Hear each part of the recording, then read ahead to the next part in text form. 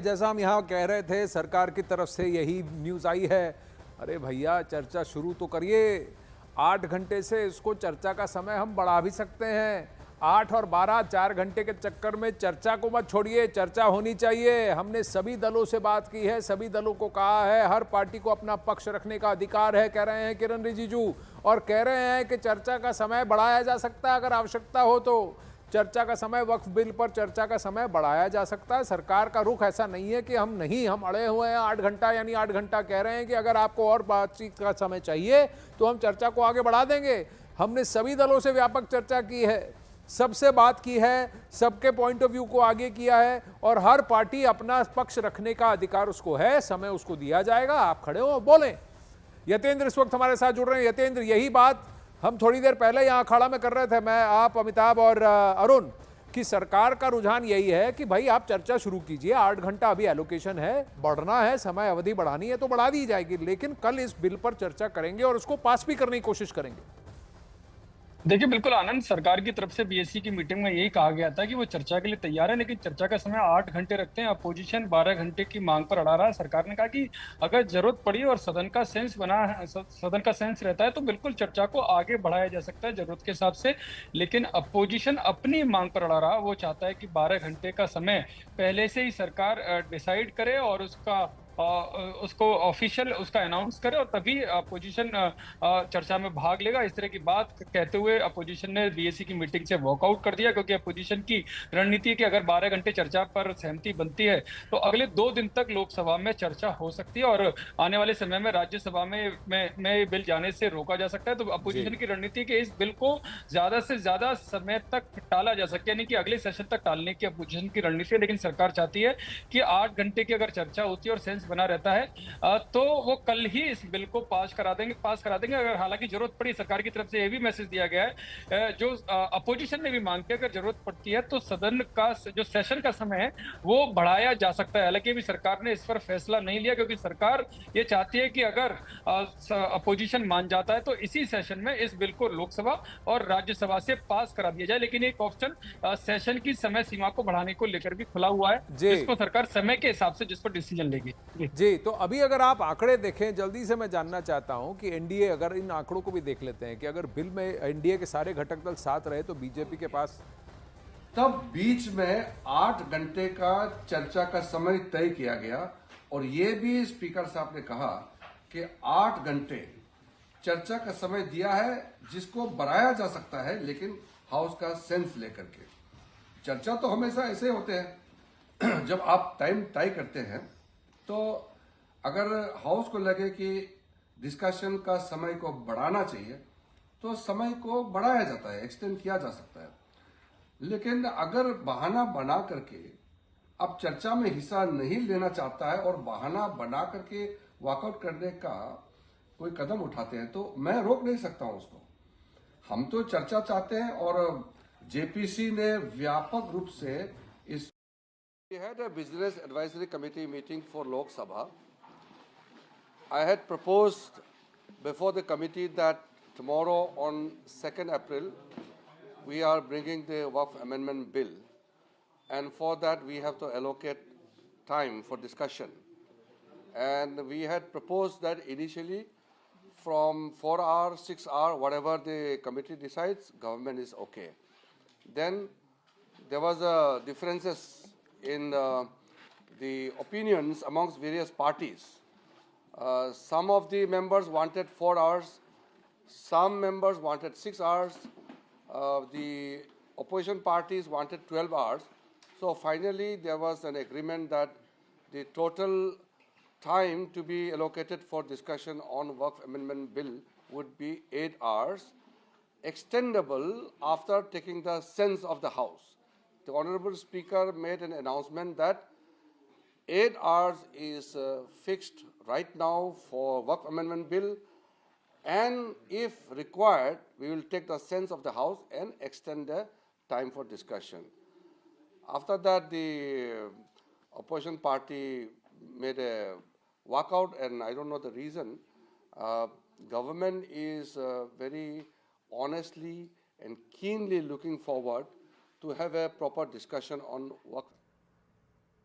तो किरण रिजिजू का यही कहना है कि देखिए बिजनेस एडवाइजरी कमेटी में सबसे बातचीत की और उन्होंने 12 घंटे मांगा, हमने 8 घंटे मांगा, हमने 8 घंटे कहा है। अगर 8 घंटे की आवश्यकता अवधि अगर बढ़ानी पड़ी तो उसको हम बढ़ा देंगे, उसमें कोई बात नहीं। हमने सबसे चर्चा की है, हम सबकी बात रखना चाहते हैं, सबको अधिकार मिलेगा कि अपनी बात सामने रखें और इस चर्चा को एक सेंसिबल चर्चा बनाए। अब विपक्ष क्या हंगामा करता है या चर्चा करता है, देखने वाली बात होगी। बात आंकड़ों की करते हैं। आंकड़ों में बीजेपी के पास अभी 240 हैं, TDP 16, JDU 12, Shiv Sena 7, LJP 5, RLD 2, Janasena party 2, JDS 2, NCP 1 और अन्य 6। तो इस तरह से एनडीए, बीजेपी और उसके घटक तो एनडीए के जितने दल हैं 295 का आंकड़ा आता है इनके पास। अब इन्हीं आंकड़ों के बाद फिर वापस चलते हैं अरुण सिंह, यतेंद्र और अमिताभ सिन्हा के पास। कांग्रेस के पास 99, Samajwadi party 37, TMC 28, DMK 22, Shiv Sena 9, NCP 8, CPIM 4, RJD 4, JMM 3, IUML 3, AAP 3, CPIML 2, JKNC 2, CPI 2। अगर इनके आंकड़े देखें, नंबर तो बढ़िया एनडीए के पाले में बहुत बढ़िया है। पर अमिताभ बाबू ये बताइए, पलटू राम जी पलटेंगे कि नहीं, कि सीधा स्टडी रहेंगे? उनके पलटने से बहुत झटका नहीं लगेगा, लेकिन बिहार का इक्वेशन बिगड़ जाए। नहीं, मुझे नहीं लगता आनंद इस बार कोई इक्वेशन बिगड़ने वाला है, क्योंकि अमित शाह भी गए थे, पीएम जाने वाले आने वाले दिनों में बिहार। लगातार बातचीत चल रही है और नीतीश कुमार बार बार हर फ्रंट पे, हर फोरम पे दोहरा रहे हैं कि इस बार वो नहीं पलटेंगे, इस बार उनके साथ रहेंगे। नीतीश कुमार भी जानते हैं कि उधर रह के उनकी छवि और उनका जो रिटायरमेंट प्लान था वो सफल नहीं हो पा रहा था। एक सम्मान के साथ वो विदाई चाहते थे। मुझे लगता है बीजेपी और प्रधानमंत्री मोदी खुद जितना उनका सम्मान देते हैं और वो मुझे लगता है वो नीतीश कुमार उसको अब अनदेखा नहीं कर सकते, इसलिए इस बार वापस आए हैं। इस बार वो अच्छी पारी खेल के जाएंगे और बीजेपी ने अभी उनको अपना नेता डिक्लेयर किया हुआ है कि उनके नेतृत्व में चुनाव में जाएंगे। तो मुझे नहीं लगता है कि अब वहाँ कोई पलटने की उम्मीद है।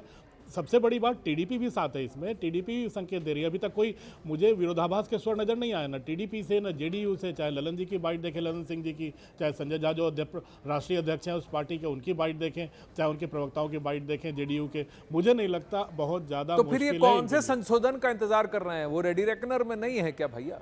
नहीं, वो तो क्योंकि बार बार ये कह रहे हैं कि हम देखेंगे फाइनल बिल कैसा आता है, जो हमने संशोधन की मांग की है वो होगा तो हम सपोर्ट करेंगे। देखिए, सपोर्ट तो करना ही है, लेकिन आखिरी दम तक एक पशोपेश में रखने का एक राजनीति का अंदाज होता है कि हम जनता को भी गुमराह कर रहे हैं और सामने वाले दोस्त को भी। तो थोड़ा सा भटकाने की भी प्रक्रिया होती है जो उनके वोटर हैं उनको, कि हम ऐसा नहीं कर रहे हैं, लेकिन सरकार के साथ हैं, सरकार कॉन्फिडेंट है, तभी सरकार बिल लेकर आ रही है। और 3 तारीख को तो सुबह सुबह प्रधानमंत्री चले भी जाएंगे बिम्स्टेक के लिए थाईलैंड, उसके बाद श्रीलंका पे चले जाएंगे। तो प्रधानमंत्री 3 से 7 दिल्ली से बाहर है।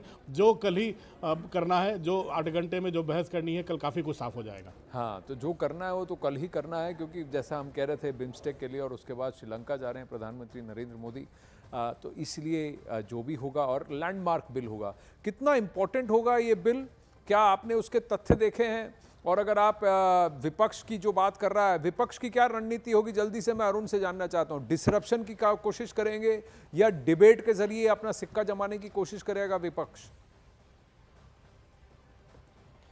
देखिए, विपक्ष को यह बात पता है कि यह बिल पास हो जाएगा। सरकार के पास जरूरी बहुमत है, दोनों सदनों में है, इसलिए सरकार के खिलाफ एक टोकन प्रोटेस्ट जरूर करेगा विपक्ष, क्योंकि विपक्ष को भी अपने वोट बैंक को यह बताना है कि हमने पूरी कोशिश की, आखिरी दम तक आपके अधिकारों के लिए, तथाकथित अधिकारों के लिए हमने सदन के अंदर लड़ाई लड़ी, हमने बाहर विरोध किया, हमने जेपीसी में विरोध किया, लेकिन फिर भी सरकार बहुमत के दम पर संसदीय प्रक्रिया को कथित रूप से बुलडोज करते हुए इस बिल को पास करा ले गई। हम क्या कर सकते थे? तो उन्हें सिर्फ अपने वोट बैंक को संतुष्ट करना है और हम उनके लिए लड़ रहे हैं यह दिखाना है, और वही रणनीति सदन के अंदर रहेगी, सदन के बाहर भी वही रणनीति रही है। जहां तक बात है 8 घंटे की चर्चा को, देखिए 53 सेकंड के आसपास एक सांसद के ऊपर यह समय बैठता है। तो कांग्रेस के पास 99-100 सांसद हैं, तो उसके हिसाब से आप अगर देखेंगे तो उनको 80-85 मिनट के आसपास समय मिलना चाहिए। 80-85 मिनट का समय उनको मिलना चाहिए। एक सांसद पर 53-54 सेकंड के आसपास का समय अलॉट हो जाएगा। और हाउस का कंसेंसस लेके, हाउस का सेंस लेके हमने देखा है न जाने कितनी बिलों में, कोई बिल मैं कह रहा हूं आनंद आपसे कि जितना समय अलॉट होता है उतने में उसकी चर्चा पूरी होती नहीं, कभी भी नहीं हुई है। हर बार उसका समय बढ़ाया ही जाता है, इसका भी बढ़ाया जाएगा। लेकिन देखना यह होगा कि सदन के अंदर विपक्ष का व्यवहार कितना किस कदर रहता है, क्या सदन चल पाता है या नहीं चल पाता। जहां तक मुझे ऐसा लग रहा है कि सरकार चाहती है, सरकार का देखिए दोनों, अगर ये ज्यादा हल्ला हंगामा अंदर होता है तो भी सरकार का जो मंशा है वो और ज्यादा बलवती मजबूत होगी। जो उसका टारगेट ऑडियंस है उस तक ये मैसेज चला जाएगा कि विपक्ष के लोग नहीं चाहते जिस मंशा से वो बिल लाना चाहते। तो अब मंशा पर सवाल विपक्ष उठाएगा, सदन के अंदर हंगामा हल्ला भी करेगा, लेकिन कंस्ट्रक्टिव सुझाव या फिर ओवैसी जैसे लोग हैं जो इस पर बोलना चाहेंगे, जो चाहेंगे कि वो अपने वोट बैंक को बता सके कि हमने पुरजोर विरोध किया, तथ्यों के साथ विरोध किया और पूरी ताकत से आखिरी समय तक लड़ते रहे, तो हो सकता है कि लेकिन सदन के ओवैसी अंदर जैसे बोल लोग कर किसको भी बोलना नारेबाज- चाहेंगे? अपने पसमंदा वोट बैंक को कहेंगे कि एआईएम पीएलबी में जितने अशरफी हैं, जो आरोप उन पे लगा है कि वो बैठ के उन पर कब्जा करके, वक्फ बोर्डों पर कब्जा करके और इन संपत्ति पर कब्जा करके बैठे, उनसे बात करेंगे। ये भी प्रश्न होता है कि कौन सा मुस्लिम सांसद जो है वो किस कॉन्स्टिट्यूएंसी से बात कर रहा है। अमिताभ, क्या कई सारे मुसलमान नेता इस पशोपेश में भी हैं कि इसका ये ना उगले बन रहा है ना निगले बन रहा है, क्या करें, मोदी विरोध करना है तो करना है, लेकिन कहीं ना कहीं कुछ अगर मुसलमान समाज के लिए अच्छा हो रहा है तो क्या उसका समर्थन करें कि नहीं करें? देखिए, दो चीज़ें तो साफ है आनंद। अगर ये रिफॉर्म्स लाने नहीं देते हैं तो अल्पसंख्यक समुदाय का भी खासा नुकसान होने वाला है। कानूनी लड़ाइयाँ बढ़ेंगी, इनफिशिएंसी बढ़ेगी, भ्रष्टाचार बढ़ेगा और सबसे बड़ी बात है जिनको अधिकार मिलने चाहिए उनको अधिकार मिलने से रह जाएगा। तो मुझे नहीं लगता कि बिल को रोक कर भी विपक्ष का कोई फायदा है, क्योंकि उनके अपने वोट बैंक में भी काफ़ी सेंध पड़ सकती है। पसमानदा, बैकवर्ड, मुस्लिम महिलाएं, तो ये तमाम चीज़ें हैं आनंद जिसको लेकर वो भी पशोपेश में होंगे, क्योंकि ये फॉरवर्ड लुकिंग बिल है। ये ऐसा नहीं है कि आपको मध्यकाल में लिए जा रहा है। तो मुझे नहीं लगता कि अब ज़्यादा इसमें, क्योंकि एक खाना पूर्ति करनी है कि हम इसका विरोध कर रहे हैं, क्योंकि जेपीसी में अगर शामिल हो गए तो मुझे नहीं लगता कि अब सदन में बहस करने में कोई इनको परेशानी होनी चाहिए। अच्छा, चलिए जरा कुछ और भी रिएक्शंस आ रहे हैं। यतेंद्र से बात कर रहे हैं, उससे पहले आपको बताएं, बात जदयू की हो रही थी, नीतीश बाबू की हो रही थी। जेडीयू सांसद ललन सिंह ने साफ कर दिया है कि उनकी पार्टी को किसी के सर्टिफिकेट की आवश्यकता नहीं है। साथ ही सवाल पूछा कि कांग्रेस ने मुसलमानों के लिए क्या किया। जेडीयू को या नीतीश कुमार जी को कांग्रेस पार्टी के सर्टिफिकेट की कोई जरूरत नहीं है। वो अपने गिरेबान में झांक के देखें, कितना साल इस देश में शासन किए, बिहार में कितना साल शासन किए, मुसलमानों के लिए क्या किया उन्होंने, उसका भी तो बताएं। नीतीश कुमार जी को सर्टिफिकेट की जरूरत नहीं है। नीतीश कुमार जी ने पिछले 20 वर्षों में मुसलमानों के हक में उनके सामाजिक, आर्थिक, शैक्षणिक उत्थान के लिए जो काम किया है वो देश की आजादी के बाद किसी राज्य में आज तक किसी सरकार ने काम नहीं किया। देखिए, नजर दो घटक दल इंपॉर्टेंट हैं, जदयू और टीडीपी। वक्फ को लेकर नीतीश नायडू, इन पर सबकी नजर है। इसी बीच टीडीपी ने एक बार फिर वक्फ संशोधन बिल का समर्थन किया है। टीडीपी नेता प्रेम कुमार जैन ने वक्फ बिल को मुस्लिम समुदाय के हित में बताया। उन्होंने कहा कि चंद्रबाबू नायडू का हर एक कदम मुसलमानों के पक्ष में होता है। वहीं उन्होंने कहा कि कल वक्फ संशोधन बिल को संसद में पेश किया जाएगा तो टीडीपी इसका समर्थन करेगी। लगभग 9 लाख एकड़ वक्फ बोर्ड की जमीन, जिसपे बहुत से लोगों ने इलीगल कब्जा भी बना रखा है, अगर संशोधन बिल द्वारा ये ज़मीनों पे कब्जा वापस लेके मुसलमानों के हित में अगर संशोधन बिल आता है तो निसंदेह हमारी पार्टी उसका समर्थन भी करेगी। ये भी मैं बता दूं कि माननीय चंद्रबाबू नायडू साहब ने हर समय संशोधन बिल के ऊपर अपनी राय भी रखी है और उन राय पे विचार विमर्श करके संभवतः उसको लागू भी किया जाएगा। यतेंद्र, सरकार को कहीं कोई डाउट है क्या? कोई दिक्कत तो नहीं है? अगर ये नंबर्स ऐसे ही ठहरते हैं तो फिर तो इस बिल को आराम से पैसेज मिल जाएगा। क्या ऐसा भी हो सकता है कि विपक्ष में से कुछ ऐसे सांसद हों जो चुपचाप इस बिल का समर्थन कर दें? आनंद, अगर सरकार को थोड़ा सा भी डाउट होता तो शायद वो बिल लेकर ही नहीं आती या जेपीसी बनाने की नौबत ही नहीं आती। क्योंकि अमिताभ जी ने अभी आपको बताया कि किस तरह से टीडीपी या जेडीयू की बात करें, क्योंकि उनसे बेहतर मुझे लगता है कि अमिताभ जी ने जिस बेहतर तरीके से तस्वीर क्लियर की है और जिस तरीके से वो अभी तक उनका विश्लेषण रहा है वो कभी गलत नहीं होता। और ये साफ है, मेरी भी टीडीपी के नेताओं से बात हुई, जेडीयू के नेताओं से बात हुई, वो कल पूरे तरीके से सरकार के साथ है। और कल जो संसद में बिल आएगा पास कराने की जब प्रक्रिया शुरू होगी होगी तो पूरी तरह से वो सरकार का साथ देंगे। हालांकि उनकी बाइट जो बयान जो आ रहे हैं वो अपने थोड़ा कैडर को एक मैसेज देने की कोशिश कर रहे होंगे, लेकिन वो सरकार के साथ हैं और जब कल बिल पास होगा तो उसमें पूरी तरह से बहुमत सरकार के साथ होगा। जो सीट है, जहां तक आपने दूसरी अपोजिशन की बात की, एक बड़ा उदाहरण कल सामने आया केरला कैथोलिक बिशप काउंसिल का जिस तरह से समर्थन सामने आया है, तो उसमें कई सांसद ऐसे भी होंगे जो एनडीए का हिस्सा नहीं है, लेकिन उनका समर्थन भी उनको मिलेगा। अजमेर चिश्ती के प्रमुख का भी आपने बयान सुना होगा, उन्होंने भी कहा कि जो अन्याय और जो ट्रांसपेरेंसी नहीं थी पुराने बिल में, जो अन्याय हो रहा था वो इस नई बिल से दूर होगी, ट्रांसपेरेंसी आएगी। तो हो सकता है कि उनके बयान के बाद भी कुछ मुस्लिम नेता, हालांकि बहुत संभावना नहीं है, लेकिन फिर भी बाई चांस अगर ऐसा हो जाए कि उनकी आत्मा का जागरण हो जाए तो वो भी सरकार के इस बिल के फेवर में चुपके से मतदान कर दे। लेकिन इतना जरूर है कि जो एनडीए की संख्या है उससे कुछ संख्या ज्यादा जरूर इस बिल के फेवर में कल देखने को मिलेगी, इसमें कोई चौंकाने वाली बात नहीं होगी। देखिए, कई सारी ऐसी अटकलें लगी थी कि सीए की तर्ज पर या फिर फार्म बिल्स की तर्ज पर किसी तरीके का प्रोटेस्ट आयोजित किया जाएगा। कई लोगों ने कहा, एआईएम-पीएलबी के कई लोगों ने ये कहा था ऑन रिकॉर्ड कि देखिए रमज़ान हो जाने दीजिए, ईद हो जाने दीजिए, उसके बाद देखिए हम क्या करते हैं। तो क्या सरकार इसके बाद इस पर अनभिज्ञ है कि सरकार ने नज़र बना रखी है? क्योंकि आई डोंट थिंक कि एनडीए 3 में या मोदी सरकार 3.0 में अमिताभ वो उस तरीके के इश्यूज चाहेगी। जो नुकसान फार्म प्रोटेस्ट ने कराया, जो हंगामा सीए की प्रोटेस्ट की वजह से हुआ, उसमें भारत आगे नहीं बढ़ा, पीछे ही चला था। तो अगर आपको दौड़ आगे लगानी है तो फिर इस तरीके का प्रोटेस्ट, नेशन वाइड प्रोटेस्ट को अवॉइड करना होगा। तो क्या इस पर सरकार की नज़र है? किस तरह से बिल पास होता है? क्या सही नैरेटिव आगे जाता है? क्या सही इंफॉर्मेशन आगे जाता है? क्योंकि यहाँ बात सिर्फ ये वक्फ बोर्ड, ये वक्फ बिल और ये संशोधन बिल सिर्फ मुसलमान समाज के लिए नहीं है, नॉन मुस्लिम्स के लिए भी एक बहुत बड़ा बोनस है ये। क्योंकि कई सारी केसेस में नॉन मुस्लिम्स ही इस वक्फ बोर्ड के चक्कर में और वक्फ एक्ट के चक्कर में फंसे हैं। कई सारे लीगल डिस्प्यूट्स में non Muslim properties, non Muslim entities involve हैं। आनंद ये अब लड़ाई नहीं होने वाली है, अब ज़मीन पर लड़ाई नहीं होने वाली है, क्योंकि ये हित की लड़ाई है। क्योंकि जो जनता सड़क पर उतरी थी जिस समय की आप बात कर रहे हैं, उसके बाद यमुना में काफ़ी पानी बढ़ गया है। अब मुझे नहीं लगता अब वो दौर वापस आने वाला है। दिल्ली में भी बीजेपी की सरकार है, पहली बात। दूसरी बात, केंद्र सरकार भी सतर्क है।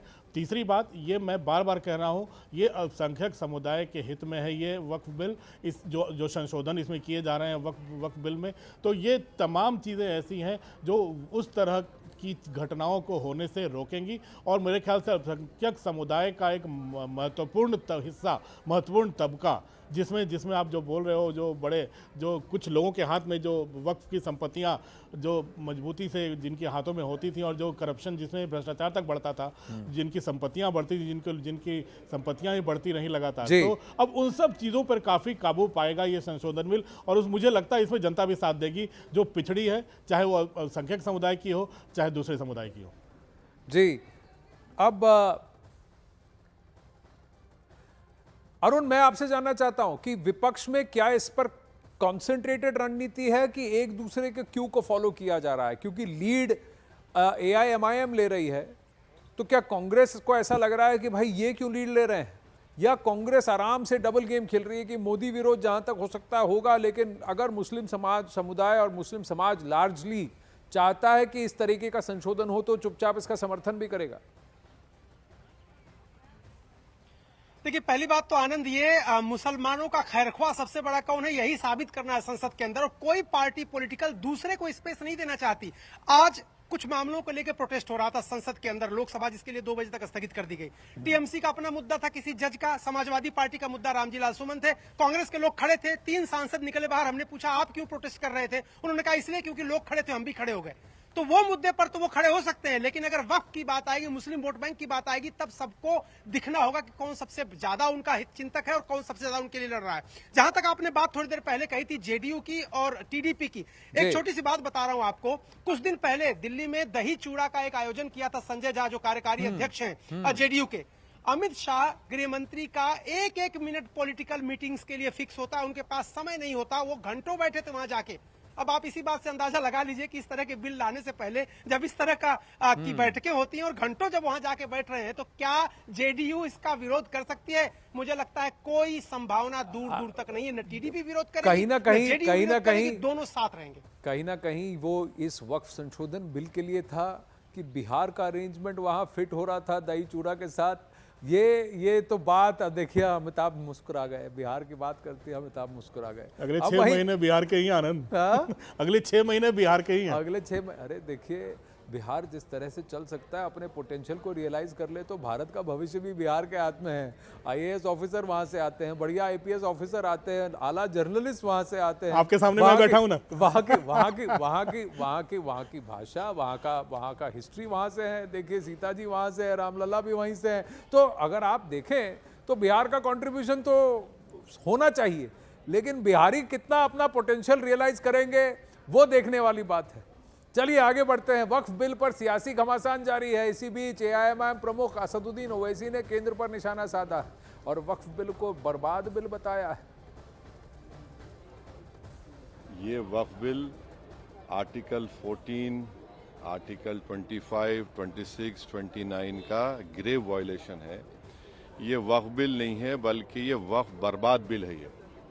और अगर चंद्रबाबू नायडू, नीतीश कुमार, चिराग पासवान, जयंत चौधरी इसकी तायीद करेंगे तो वो अपने पॉलिटिकल रीजंस की वजह से या जो भी उनके है नैरो रीजन तायीद कर रहे हैं नरेंद्र मोदी सरकार की, ये बात साबित हो जाएगी कि वो मुसलमानों की मस्जिदों को, दरगाहों को, खानखाहों को, इवैक्यू वक्फ प्रॉपर्टी